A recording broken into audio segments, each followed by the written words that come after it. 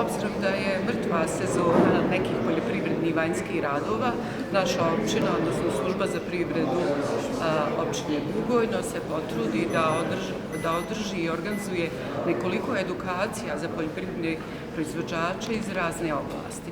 Tako smo u prošlom periodu imali edukaciju iz oblasti stočarstva, odnosno proizvodnje mlijeka, uzgoja goveda, tehnološkoj ispravnosti mlijeka i probleme kod otkupa koje imaju naši poljoprivredni proizvođači.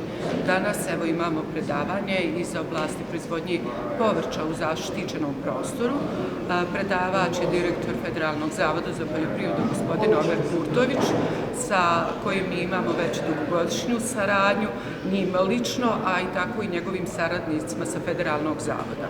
Očekivamo iduće sedmice da ćemo imati predavanje iz oblasti proizvodnje kukuruza i nove hibride, odnosno hibride koji su se pokazali na našem prostoru što se tiče kukuruza.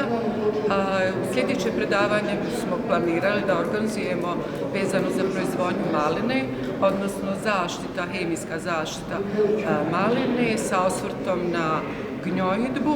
Također u okviru tog predavanja smo planirali da se proizvođačima održi isto edukacija vezano za proizvodnju povrća, odnosno zaštitu povrća, kako na vanjskom prostoru, tako i u plastenicima.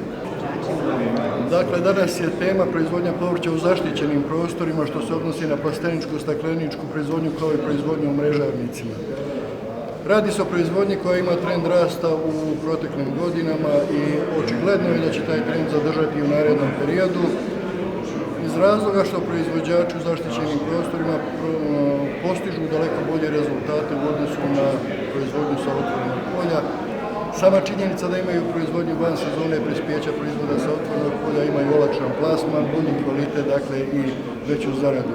Upravo tu i jest problem osnovni da proizvođače upoznamo sa tehnologijom proizvodnje određenih poljoprivrednih kultura u zaštićenim prostorima, tako da jednostavno znaju ono što ih čeka u startu kako ne bi napravili početničke greške, jer se greške ne mogu ispravljati recimo samo jedan podatak. Ukoliko ljudi pogriješe u izboru sorte, onda se to ne može više u toku godine nadoknaditi. Dakle, moramo i na vrijeme upozoriti šta je za ovo agroekološko područje najbolje od sortimenta, da i upozorimo šta je to plodored u zaštićenim prostorima, kako ne bi došli u situaciju da već nakon 3-4 godine rade sterilizaciju zemljišta zbog toga što nisu ispoštovali plodored, a ne poštujući plodored doći u situaciju da padaju u prinosu i u kvalitetu, što će se kasnije odraziti normalno na njihov prihod. Naredne sedmice će kolege razgovarati sa ovim proizvođačima vezano za zaštitu.